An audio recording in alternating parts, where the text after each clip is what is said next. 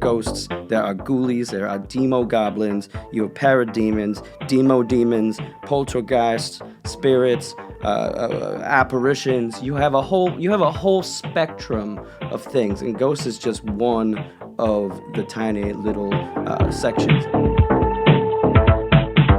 Salutations, and welcome to Probecast, with your host, Macky Kneckbone. Probecast is your source for in-depth interviews with experts and experiencers of paranormal, cryptozoological, and the unknown. My guest on this episode of Probecast is the awe-inspiring fighter of the ectoplasmic littering spirits, the one and only Jefferson Twigler. Jefferson, welcome to the show. Hello, Macky. Thank you for having me out today. Most people, they believe that removing a ghost from a location is easy. Is that true? Is it, in fact, easy to remove a ghost? Well, first of all, what you have to take into account is that a ghost is one type of paralogical entity. Because we have, there are ghosts, there are ghoulies, there are demo-goblins, you have parademons, demo-demons, poltergeists, spirits, apparitions. You have a whole spectrum of things, and ghosts is just one of the tiny little sections of that. So everything is a little bit different. Now, Jefferson, your last book, things your ghosts are trying to tell you that you may not hear. Mm-hmm. How deep does it dig at the soul? The deep, deep soul of the spirit. Oh, see, a spirit is exclusively a soul. It's a non-corporeal entity. I once saw a man drifting amongst a sea of people.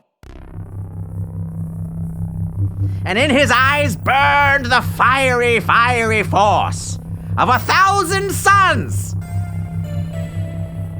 That's a lot. This man found his eyes upon mine. And within that moment, I knew the answers. Yeah, the answers? To the world, Jefferson. Oh. The answers to the world. All of the whole world? And the following day, I could not nap. Oh, I hate that feeling. You were laying there and you're turning and tossing and thinking about everything that you probably could have done and should have done differently. Yes, like a hot dog at a 7-Eleven. Rolling in heat for eternity. I once told the ghost of Paul McCartney. I had asked him if he had any regrets in his life. He told me that he actually didn't die in a car crash in 1967. That was all. That whole thing was a hoax.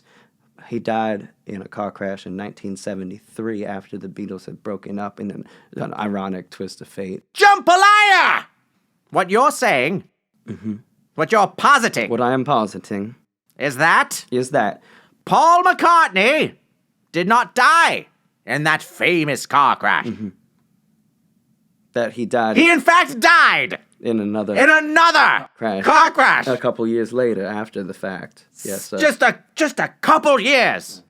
But then they still ended up replacing him with a pseudonym. Yes, they still covered the truth from us. If you want to hear more stories, I mean, I've been around multiple celebrity ghosts. Paul McCartney. We don't have time. For now, we must do Probe of the Day. Probe of the Day is here to help you fellow truth seekers better understand the paranormal world around you by having our guests define a word from my paranormal dictionary. Jefferson. Yes. Are you ready to define a word from my paranormal dictionary? As best as I can, Macky Truth.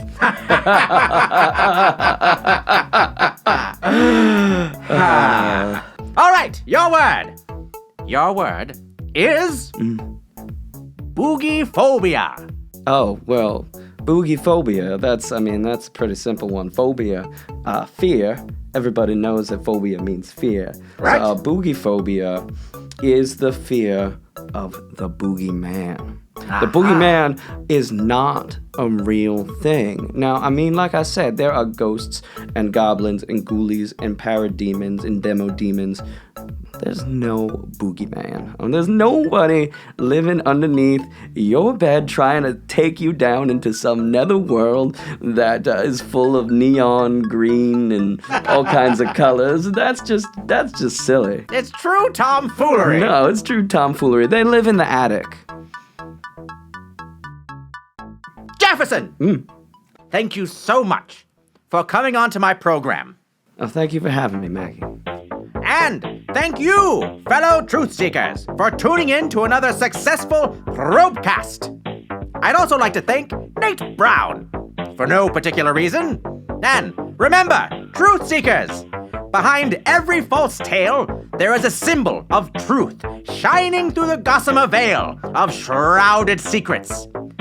Pierce the veil with your saber of masculine, unwavering truth.